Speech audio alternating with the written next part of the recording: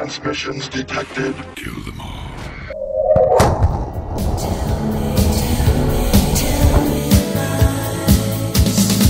Tell me lies, tell me sweet little lies. Tell me lies, tell me lies. Oh no, no, you can't disguise. You can't disguise. No, you can't disguise. Tell me lies, tell me sweet little lies.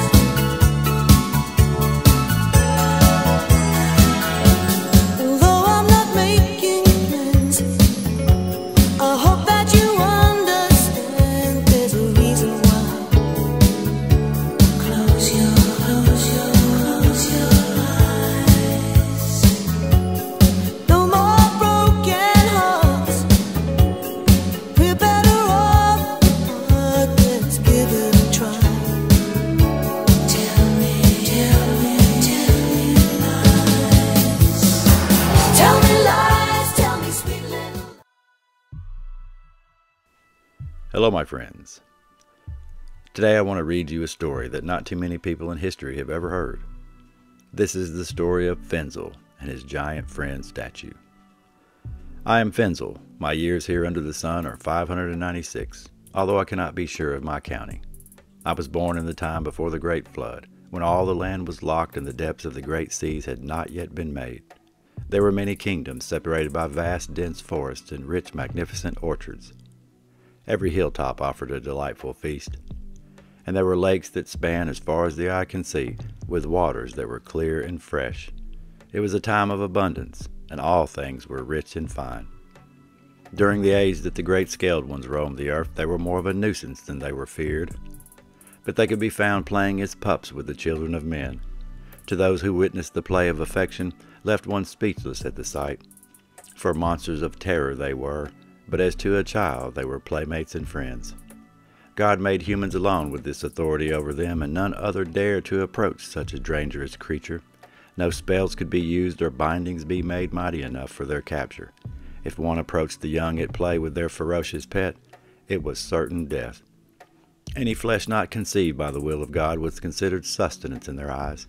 It seemed to many that God had made a protector of man and his seed, and in their time they were these such things. They only consumed what men called this strange flesh, therefore anything that had been corrupted of its seed, or anything that had been altered of its kind, was feasted upon. Even the bones of their graves, or where they lay to rot, were eaten. Their strength stayed in their bodies and did not cease from their youth to the oldest of age. And the larger and fiercer were keepers of the gates, and guardians of the holy palaces. To this no answer is known, for the beasts performed this act of their own accords, as they were ordained by a higher power. One guardian beast I was pleased to have met before the floodwaters took his life was a fearless scaled dragon of splendid size and color. Standing far above myself at 16 ells, he rose to that of 40 at his snout, a fine specimen of God's power sewn into his armored body. Handsome and proud he was, but terrible nonetheless to the faint-hearted, and a weapon unlike any other was given to him.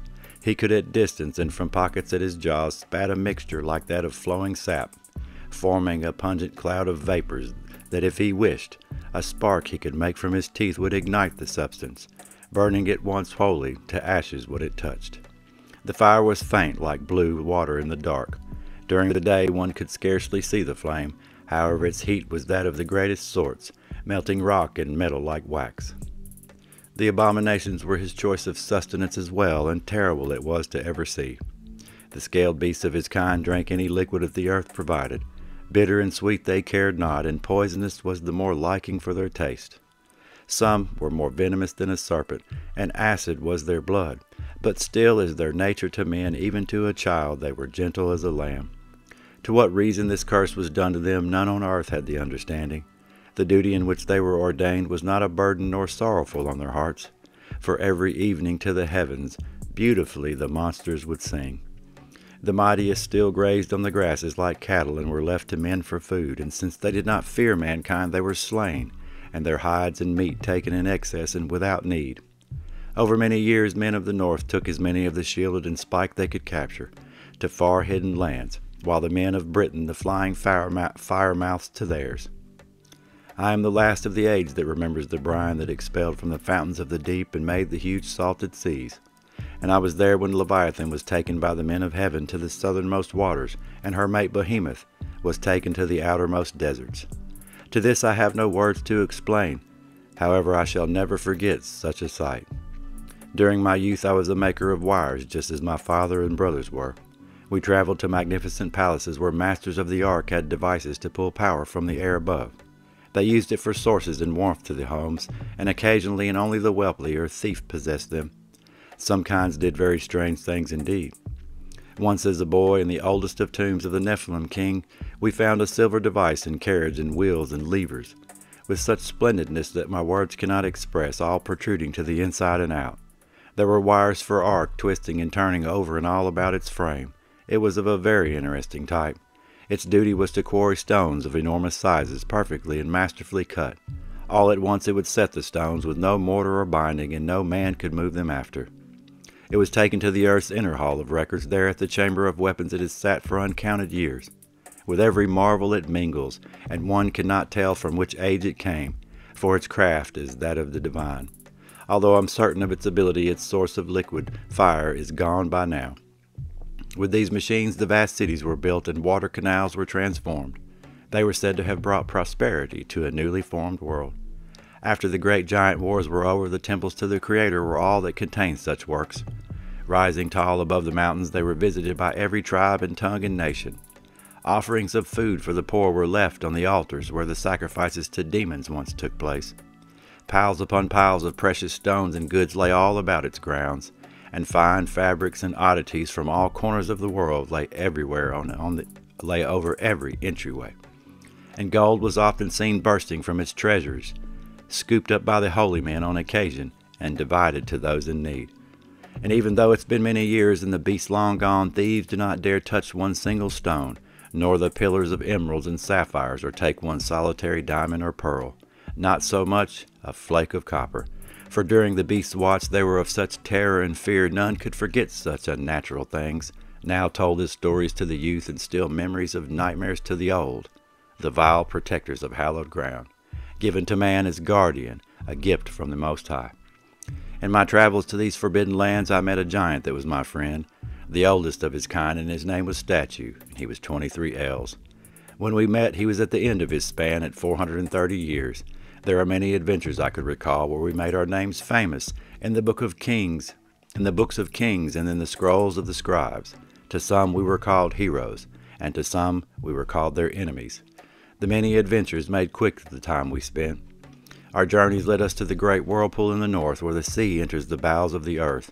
It is breathtaking. It is a breathtaking scene to behold, and no words can describe such marvels. From Meru we traveled to the farthest reaches past the dark, cold boundaries of the south, and into the forbidden lands of Magog and Nod. There we made acquaintances with all sorts of beings and kinds. As for man, they were not permitted to travel to these lands, for reasons I do not know the answer, because all were welcome and all were friends, but no army of men dared to enter. We even traveled through Tarta. The elders said that this land swallowed up all their inhabitants. True this was on reaching its shores, because not a soul did we ever meet, only bones and skulls of giants and monsters picked clean by birds and dried out from the scorching sun. They broke and splintered under our weight, so every step we took with care.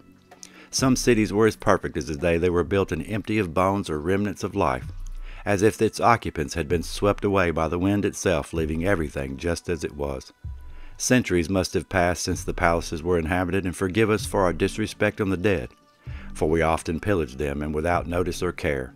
Treasures and riches of kings, and chests and rooms of gold and silver lie free and unguarded, ours for the taking at will. None was there to oppose, we only be watchful of the occasional giant that would dwell in its ruins, or beast that would den in its keeps. But Statue was always of their acquaintance, and could overpower the mightiest of them. With my friend, I had nothing to fear. One fine afternoon in the city of Enoch, all the women and maidens were weeping. Most were gloomy and sad, though I knew before asking. However, in respect I continued my words, and asked for what reasons they wept and cried with such sorrow. The mothers informed us that the Rephaim are coming, and every year they require one child of each household as offering. Oh, what will we ever do now? The women and men with plans of revenge pleaded for the help from the giant and I. We hurried at once before their arrival and retrieved 2 tame beasts from the mountain village. With them a small boy came along at no more than 7 years of age. The giant and Rephaim were careless this day, and after seeing the one beast they thought it their plan to take it for food, and as not to have resistance as they roamed the city. However, the large male was a mighty one, and flames he was able to produce. He came to the calls of the boy to his side, and one of the Rephaim attacked Statue and I. Then with a whistle the beast rose to its hind and walked as a man upright, looking the evil ones face to face, and with a moment's notice it wholly burned up and consumed the entirety of them all. After the year of the red comet, when Britannia was lost and 2 other large cities were all but destroyed, Statue and I were informed that they were both burned with fire from the sky. A bounty was offered to the end of these cowardice attacks. The king offered a castle, a mountain of gold, and weapons for 1,000,000 men. I do not know their fate. I never returned again. We then crossed the Dead Seas, and then we rode until dawn to the east and arrived in the land of Bashan. There in the desert, far from the city and at the valley where the enormous heaps of dried bones could be found, Statue and I were to require a tonnage of the scaled beast marrows that we gave to the priests and wizards for barrels of wine. They believed that these were of good medicine, and many barrels were given for the lot. We were in the moment of departing when the cries of a little one came from the forest. However, this was no cry that I had ever heard, and to his character the giant went without fear to the voices of what he thought to be a child in the utmost of need. I knew I could not persuade him into changing his mind over the sounds of the crying out that we heard, even if they were abominations as infants. No man could deny their innocence. So I hurried along with him to provide aid if needed, though he required not my feeble help, for my giant friend was of such magnitude and strength that even surpassed his enormous size. On finding the source of the cries, to my disbelief, it was a small offspring of the sons of God, left to his own in the forest to fend for himself, or be eaten by the many beasts within. They did this evil at every birth, for the woman always perished during this time.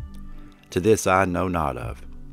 We took up the babe and gave it food and drink, which it devoured and hardly a bite, for voracious was the appetite during their youth, more so than the adults.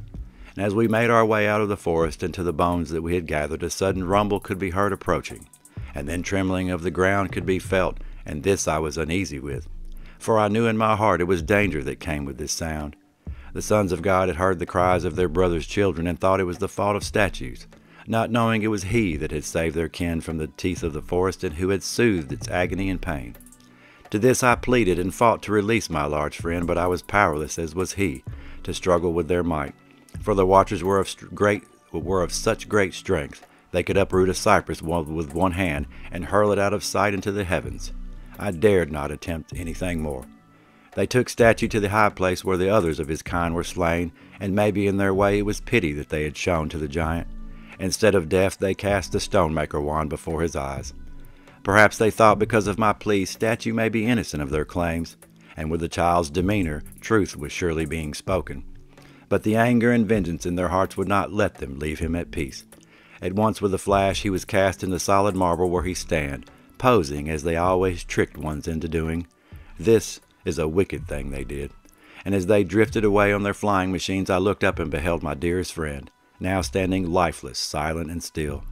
A horrible but magnificent scene. Together they were cast, both him and the child, which would not let him go. Now they are a duplicate of what was before flesh and blood.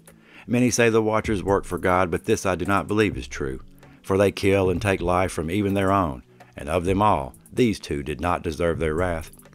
For many years I came to the place where these souls stood silent. For many centuries I did just that, and there were others, women and men, holy ones and angels, all cast to the exactness of life. Truly a sight to behold. And as the ages passed away, so did the excitement it once had when journeying to the forbidden lands. Until my old age did this rekindle with me. At most of my arrivals my heart was never prepared for the dread that was awaiting me.